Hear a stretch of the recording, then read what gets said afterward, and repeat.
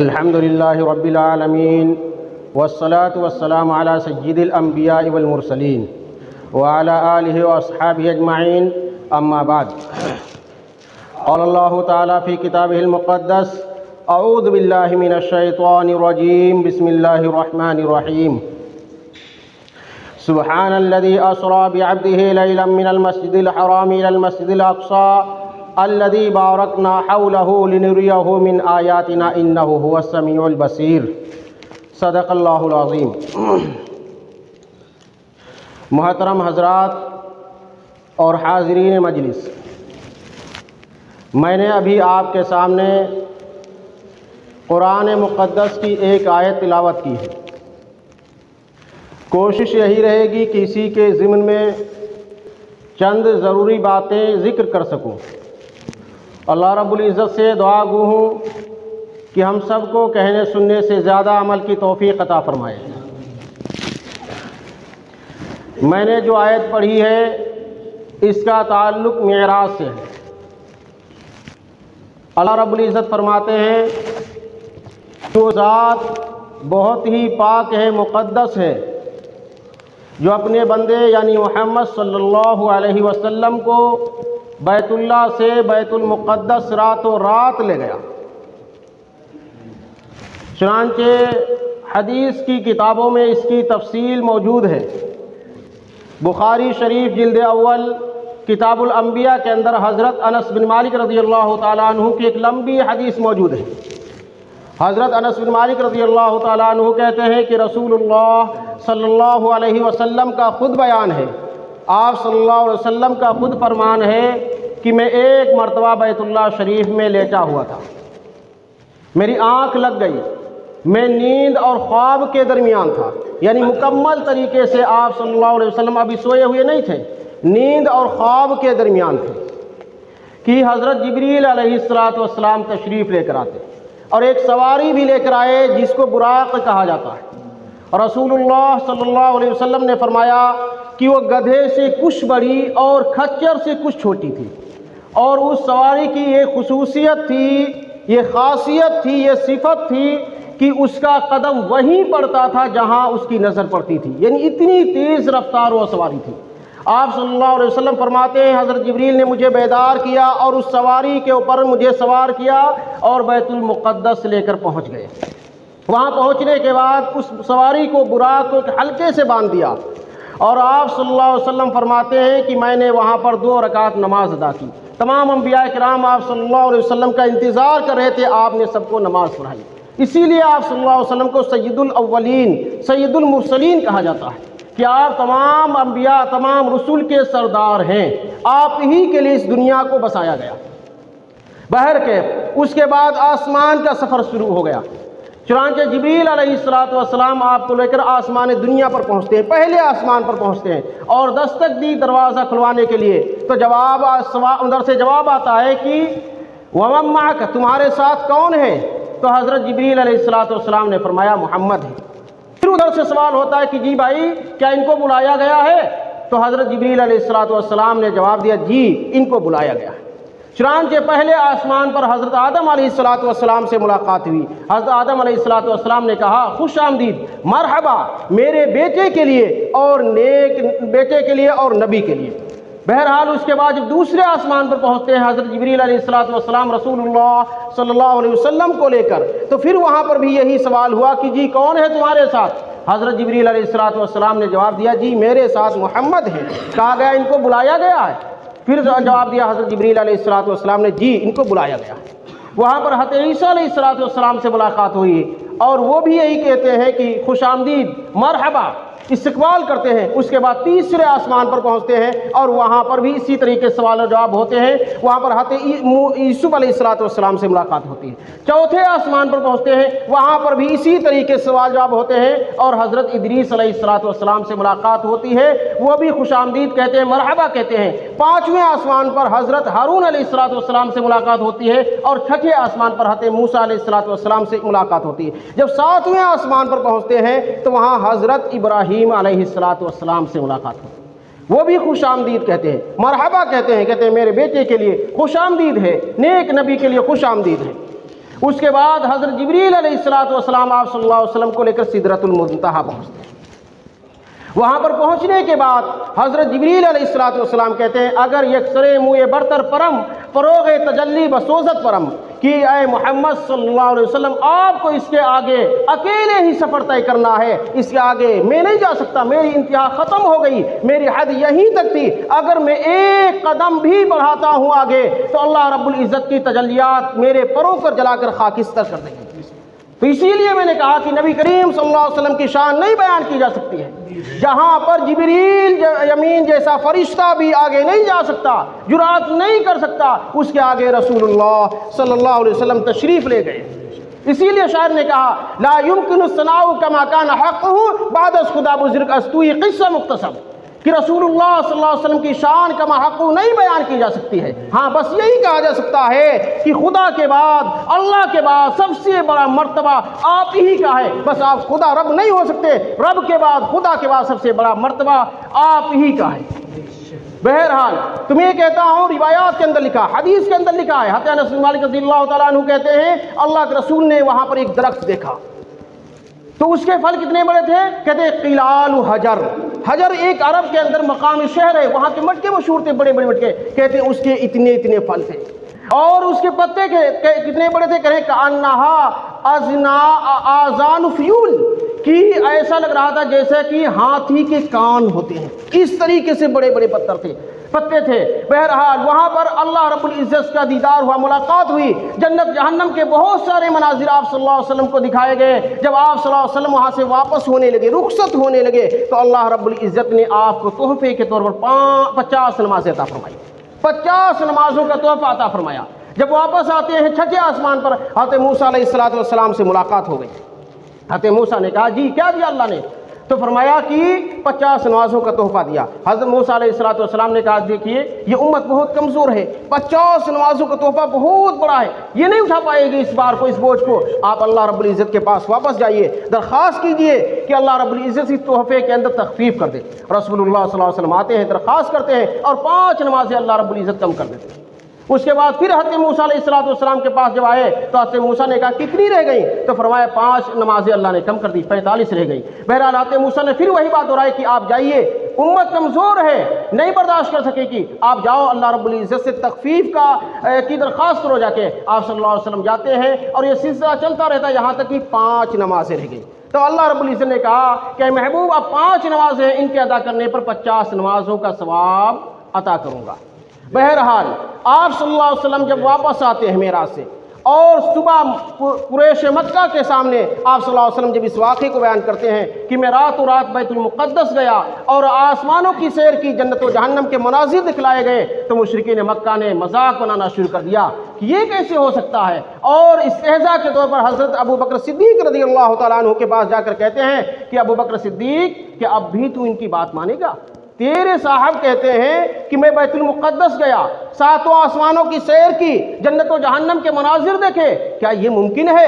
حضرت ابو بکر صدیق رضی اللہ تعالیٰ عنہ نے جب یہ الفاظ سنے تو کہنے لگے اگر محمد کہتے ہیں تو بالکل سچ ہے، سچ کے علاوہ کچھ بھی نہیں ہو سکتا، ہاں اگر ہمارے نبی نے کہا ہے تو ایسا ہی ہے۔ تو محترم بزرگوں دوستو، بتلانا یہ ہے کہ اس مہینے میں، رجب کے مہینے میں، آپ صلی اللہ علیہ وسلم کو اللہ رب العزت نے اپنی ملاقات کے لیے، دیدار کے لیے اپنے پاس بلایا تھا، اپنے پاس بلایا۔ اور یہ مہینہ جو ہے رجب کا، یہ محترم مہینہ ہے۔ رجب ان 4 مہینوں میں سے ہے جس کے اندر مشرکین مکہ اگر اپنے باپ کے قاتل کو بھی دیکھ لیتے تھے تو قتل کرنا گوارا نہیں سمجھتے تھے، یہ ان 4 مہینوں میں سے ہے۔ لیکن میں بتلانا چاہ رہا ہوں اس مہینے کے اندر بے شمار خرافات عام ہو گئی، بے شمار بدعات عام ہو گئی، طرح طرح کی رسومات عام ہو گئی جس کا کوئی دین سے تعلق نہیں۔ رسول اللہ صلی اللہ علیہ وسلم معراج کے لیے گئے، بالکل صحیح ہے، مفتی تقی عثمانی پاکستانی نے لکھا ہے کہ 5 نبوی کو رسول اللہ صلی اللہ علیہ وسلم معراج پہ تشریف لے گئے تھے، اس کے بعد آپ کی زندگی میں 18 مرتبہ یہ موقع آیا، آپ نے کبھی بھی 27 رجب کے آنے پر اہتمام کا حکم نہیں دیا، صحابہ کرام سے نہیں کہا کہ اس رات کو اہتمام کرنا عبادتوں کا، نہ تو خود آپ نے اہتمام کیا، نہ تو 27ویں رجب کے روزے کے بارے میں آپ نے کوئی حکم دیا، اور نہ ہی رکھا ہے آپ نے۔ تو آپ صلی اللہ علیہ وسلم سے آپ صحیح حدیث کے اندر دیکھیں کہیں بھی ثابت نہیں کر سکتے ہیں، کسی بھی صحیح حدیث کے اندر موجود نہیں ہے کہ آپ صلی اللہ علیہ وسلم نے 27ویں رجب کا روزہ رکھا ہو، آپ نے اس رات میں صحابہ کرام کو عبادت کا تاکید کے ساتھ حکم دیا ہو، نہ تو آپ نے اہتمام کیا ہے۔ لیکن آج ہمارا حال کیا ہے کہ ہم کیا ہے، اس رات کو بہت تاکید کرتے ہیں، ایک دوسرے کو تاکید کرتے ہیں، پوری رات شب قدر شب برات کی طرح جاگ کر عبادت کرنے کی دوسروں کی تاکید کرتے ہیں، خود بھی جاگتے ہیں۔ اسی طرح 27ویں رجب کا روزہ رکھتے ہیں، دوسروں کو بھی تاکید کرتے ہیں، نہ رکھنے والوں کو لعن طال کرتے ہیں، فرض سے زیادہ اس کا مرتبہ بڑھا دیا۔ یہی تو ہے کہ جو چیز رسول اللہ صلی اللہ علیہ وسلم سے ثابت نہیں ہے، جو چیز صحابہ کرام سے ثابت نہیں ہے، جو چیز صحابہ کرام کی اولاد تابعین سے ثابت نہیں ہے، ائمہ مجتہدین سے ثابت نہیں ہے، سلف صالحین سے ثابت نہیں ہے، وہ دین نہیں ہے، وہ دین نہیں ہو سکتا، وہ خرافات ہے۔ اب اگر آپ کہنے لگے، بہت سارے لوگ کہتے ہیں بھائی ہم نے کون سا غلط کام کر لیا؟ اگر اس رات میں ہم عبادت کا اہتمام کر لیں، نمازیں پڑھ لیں، روزہ رکھ لیں، زکوٰۃ اور اسی طریقے سے ذکر و اذکار کر لیں، تو کوئی گناہ تو کر نہیں لیا؟ بھائی شراب تو پی نہیں لی، زنا تو کر نہیں لیا، بھائی ڈاکہ تو ڈالا نہیں، میں نے عبادت ہی تو کی ہے، ثواب کا کام کیا ہے۔ لیکن آپ یاد رکھیے، دین کا تعلق عقل سے نہیں ہے، نقل سے ہے۔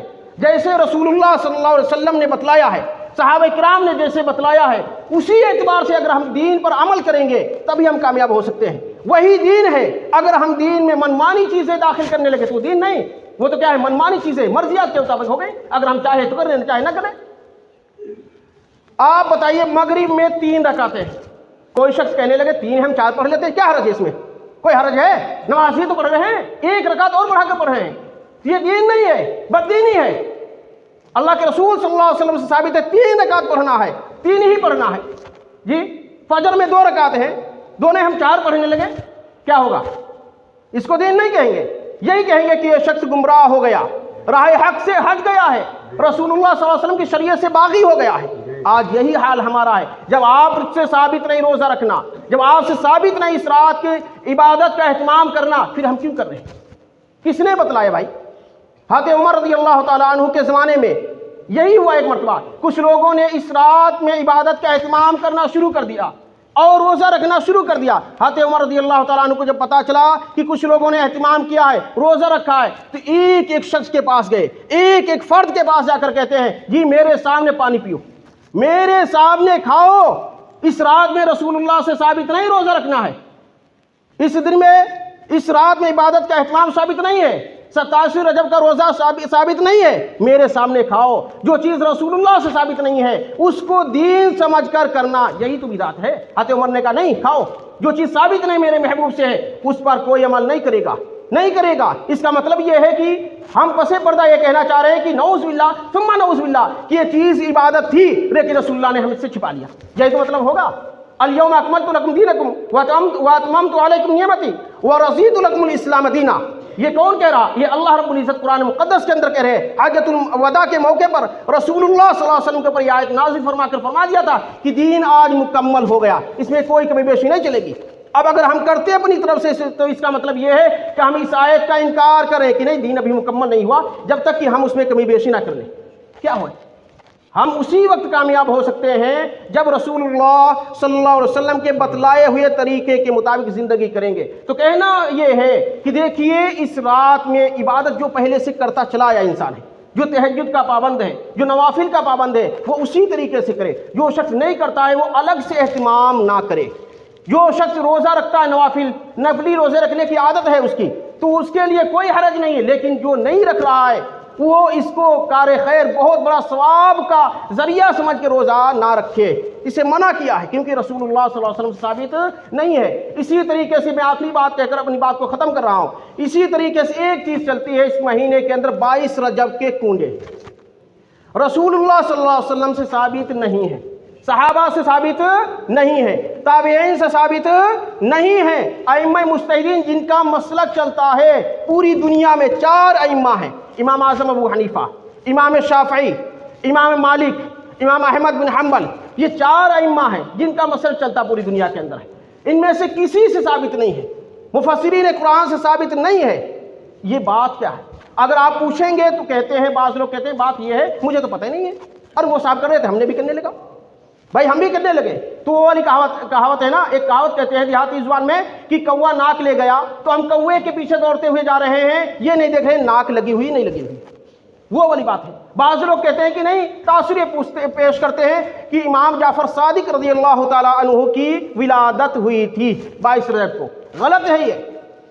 آپ دیکھیے تاریخی کتابوں کے اندر حضرت امام جعفر صادق رحمۃ اللہ علیہ کی ولادت جو ہوئی رمضان میں ہوئی تھی، اور ان کی وفات جو ہوئی ہے شوال کے مہینے میں ہوئی، تو نہ تو ان کی ولادت ہوئی ہے رجب میں اور نہ ہی وفات ہوئی ہے۔ 22 رجب کی بات نہیں کر رہا ہوں، پورے رجب کے مہینے سے ہی تعلق نہیں ان کا ہے، یہ غلط بات ہے۔ در حقیقت بات یہ ہے کہ حضرت امیر معاویہ رضی اللہ تعالیٰ عنہ جو صحابی رسول ہیں، کاتب وحی ہیں، رسول اللہ صلی اللہ علیہ وسلم کے نسبتی بھائی ہیں، ان کی وفات 22 رجب کو ہوئی تھی۔ دشمنان اسلام جو تھے، روافظ جو تھے، اہل تشیع جو تھے، جو ان سے جلنے والے تھے، انہوں نے ان کی وفات کے اوپر خوشی منائی تھی، لیکن چونکہ اہل حق کا غلبہ تھا، اسلام کا بول بالا تھا، تو کھلم کھلا خوشی کا اظہار نہیں کر سکتے تھے، ورنہ کوڑے چلتے نا۔ تو اس لیے رات میں چھپ کر سے کیا کیا تھا، جو بھی ان کے پاس موجود تھا ماحضر وہی پکایا تھا اور ایک دوسرے کو چپکے سے بانٹا، مبارکباد دیا کہ ہاں آج ہمارا دشمن ختم ہو گیا۔ وہ رسم رات میں چلتی رہی کافی مدت تک، اس کے بعد اب دن میں بھی چل رہی۔ تو بات یہ ہے، دیکھیے اس کا تعلق، یہ ایک صحابی جو رسول اللہ صلی اللہ علیہ وسلم کے کاتب بھی رہے ہیں اور آپ صلی اللہ علیہ وسلم کے نسبتی بھائی بھی ہیں، ان کی وفات پر ہم خوشی جو ہمارے دشمن منا رہے تھے آج ہم بھی منا رہے ہیں، تو کس بات پر جا رہے ہیں؟ ہم ایک صحابی کی وفات پر خوشی منا رہے ہیں، تو بتائیے ہم رسول اللہ صلی اللہ علیہ وسلم کے عاشق ہوئے، محب ہوئے، چاہنے والے ہوئے؟ نہیں، بات یہ ہے کہ مسلمان بیچارہ بہت بھولا بھالا ہے، دین اسلام سے اس کا دور دور کا تعلق ہے۔